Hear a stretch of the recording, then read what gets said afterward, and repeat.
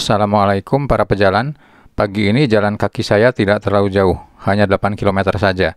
Rutenya pun tidak ekstrim, sebagian besar adalah gang dan hanya sedikit saja jalan tanah. Saya akan berjalan kaki melewati Gang Bapak Ehom lagi, gang yang diklaim paling asri di Bandung. Seperti yang kita tahu, gang ini adalah akses masuk menuju ke Kampung Pelangi 200 yang mirip perkampungan favela di Rio de Janeiro, Brazil.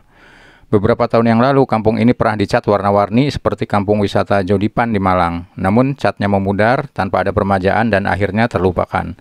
Kini, di bawah wali kota Bandung yang baru, Kang Farhan, Kampung Pelangi disegarkan lagi, dicat ulang. Bahkan polanya didesain oleh pelukis terkenal yang sekaligus juga dosen seni rupa ITB, yaitu John Martono, yang akrab dipanggil sebagai Kapten John. Bahkan kampung ini pun diganti nama menjadi sangat nyunda, yaitu Lembur Katumbiri, yang artinya sama saja, yaitu Kampung Pelangi.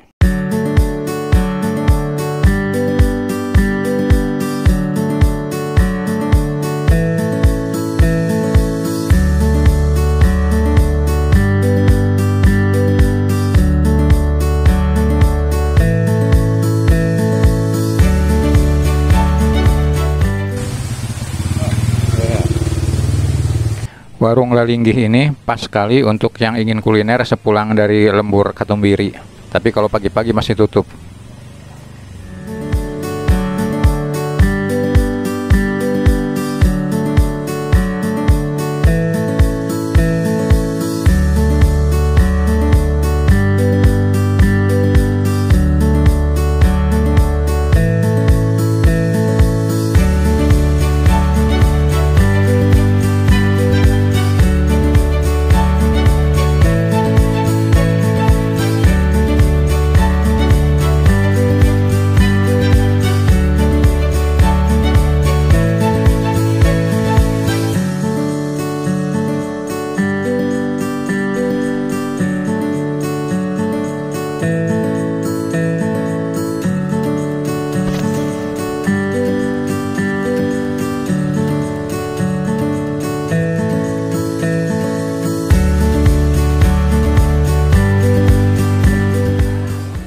Dan inilah penampakan Lembur Katumbiri dengan warna-warnanya yang baru dan fresh.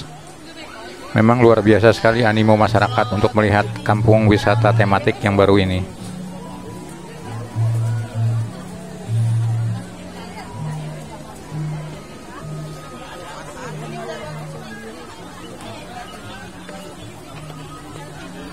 Yang paling heboh tentu saja emak-emak, sampai berfoto di atas jembatan dan menghalangi pengunjung yang lain.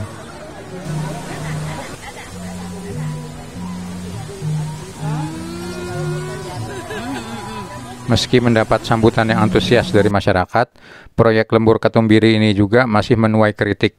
Wali Kota Farhan dianggap kurang gebrakan, hanya memoles Bandung saja dan melupakan masalah yang mendasar seperti penanganan sampah, trotoar banyak yang rusak, masalah macet, masalah angkutan umum, dan banyak masalah lainnya. Sekarang saya mencoba masuk ke dalam Lembur Katumbiri yang ternyata tanjakannya lumayan terjal, cocok untuk yang ingin menyehatkan jantung.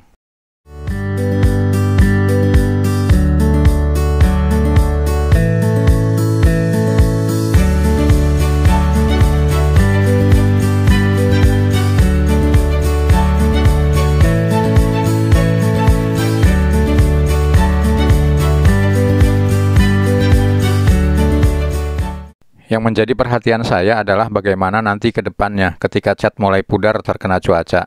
Apakah warga harus mengeluarkan uang sendiri untuk mengecat ulang atau disediakan oleh pemerintah?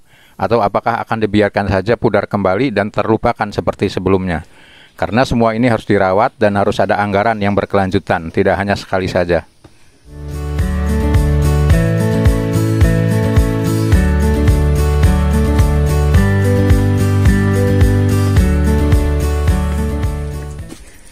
Pak, enten.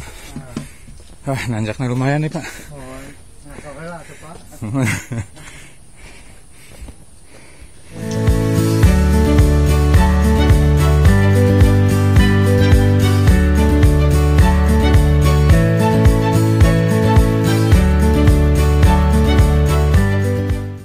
Akhirnya saya sampai di ujung atas Lembur Katumbiri, yaitu di Jalan Sangkuriang Dalam.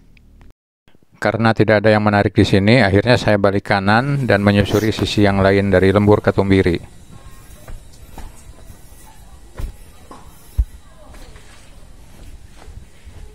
Punten.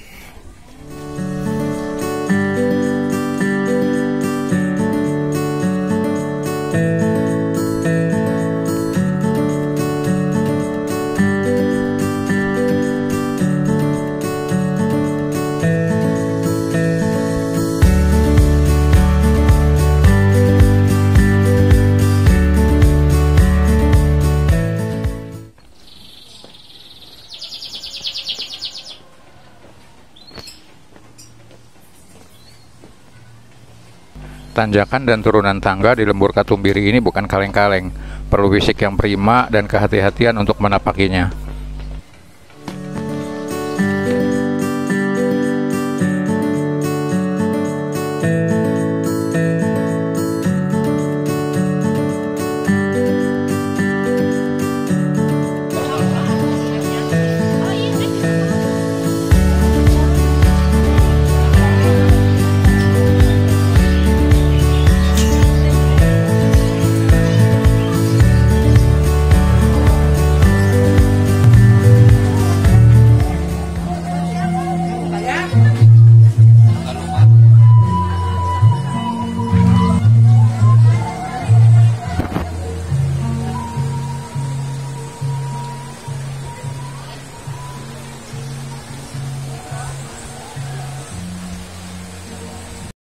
Para pengunjung terlihat bahagia dengan adanya tempat wisata berbasis masyarakat yang gratis ini.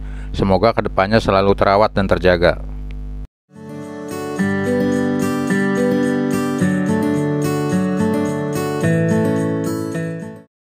Perjalanan saya lanjutkan ke arah utara menyusuri Gang Bapak Ehom atau bantaran Sungai Cikapundung. Target saya setiap kali jalan kaki weekend tidak boleh kurang dari 8 km atau sekitar 10.000 langkah. Kalau hanya ke Lembur Katumbiri tentu saja kurang dari target.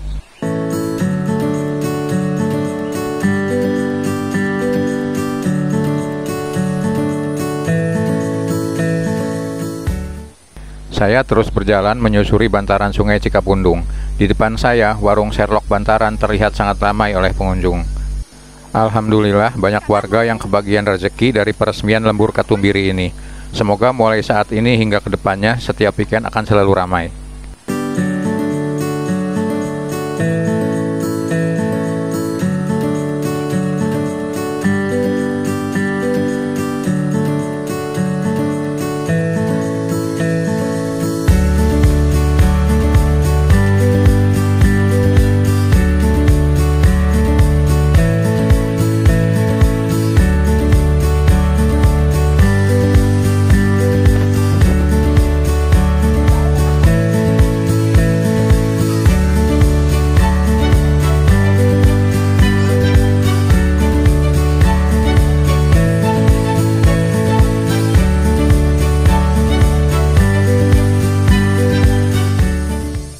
Weekly Market Kampung Cibarani ini juga menjadi ikut ramai berkat lahir kembalinya Lembur Katumbiri.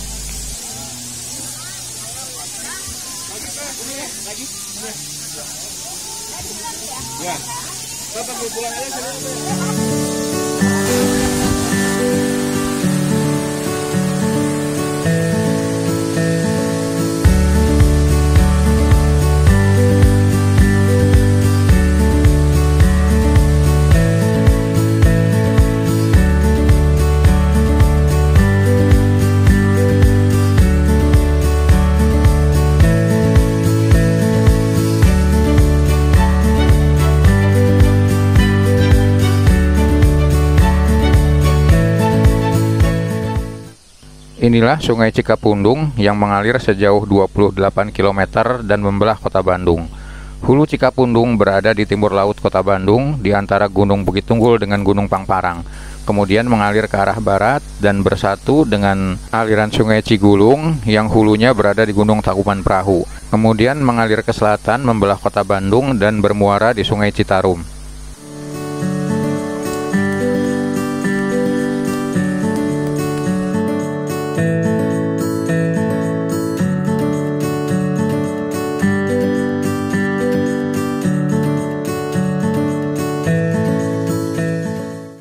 Inilah akhir dari Gang Bapak Ehom. Jalan ke kiri menuju ke kawasan Ciumbuleuit. Jalan ke kanan buntu, namun ada jalan pintas yang biasa saya gunakan untuk menuju ke kawasan Dago Pojok. Jalan yang ke kiri pun sebetulnya bisa ke Dago Pojok, tapi berputar lebih jauh.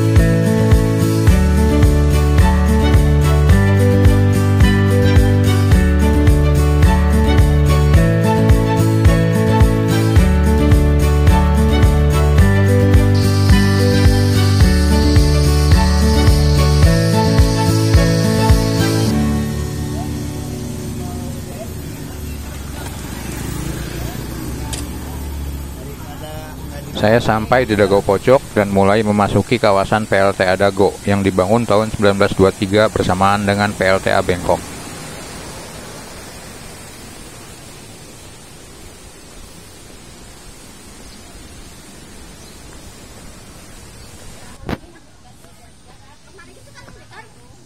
Kasus Pak habis ke ini, jadi yang uang udah masuk dipulangin. Aku udah ngeluarin kasihan tuh 3 tahun lalu.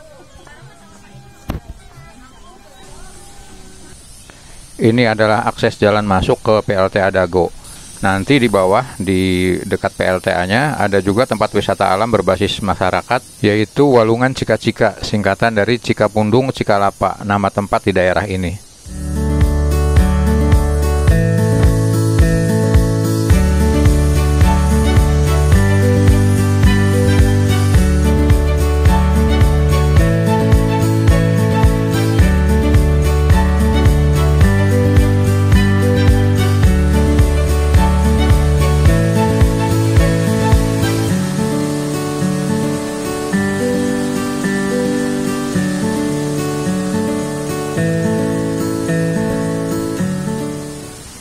PLTA Dago ini kapasitasnya hanya sepertiga dari PLTA Bengkok.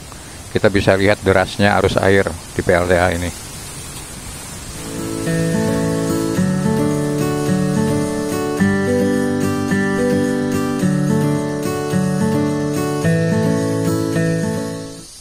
Inilah Walungan Cika-Cika, lokasinya persis di tepi Sungai Cikapundung. Dan jika kita menyusuri jalan ini, di ujungnya nanti ada tempat kuliner.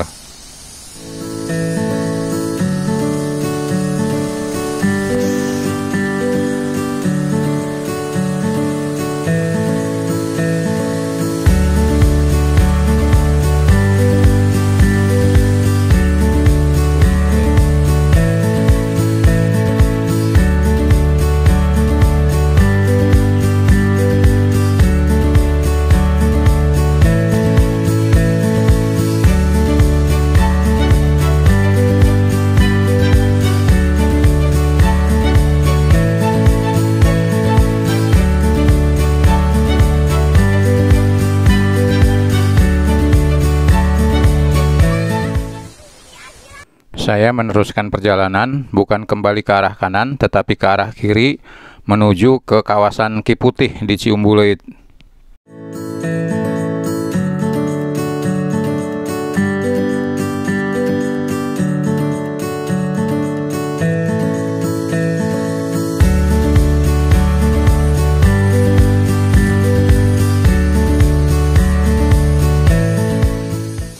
Ternyata masih ada jalan setapak di daerah ini.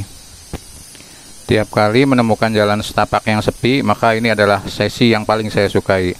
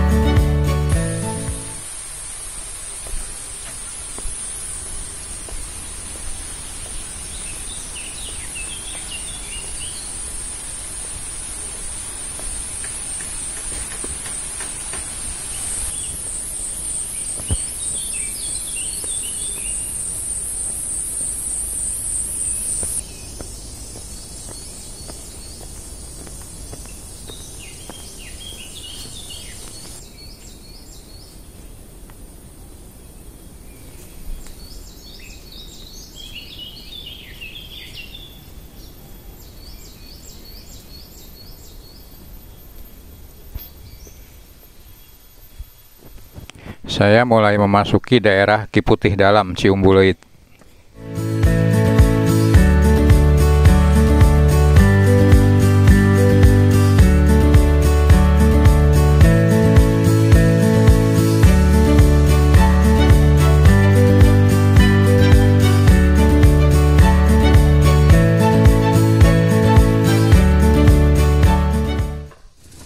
Ada beberapa komen di YouTube dan juga teman yang bertemu langsung menanyakan kok saya bisa hafal rute keluar masuk gang dan kebon.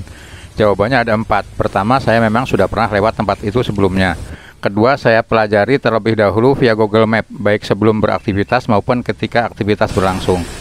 Ketiga, saya mengikuti track log GPS kenalan yang pernah lewat situ, biasanya dari para trail runner. Dan yang keempat, bertanya pada penduduk setempat. Itu saja rahasianya.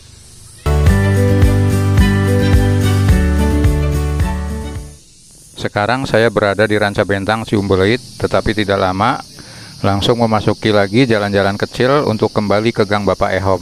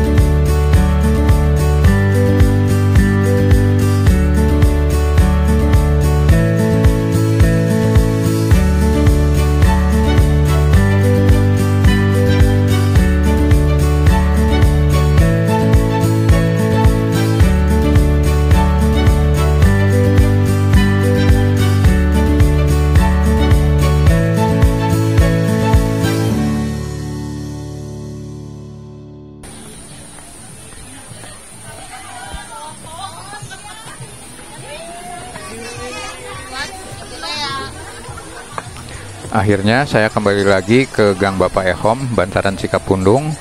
Dengan demikian, saya juga akan mengakhiri video ini. Terima kasih sudah menonton sampai selesai.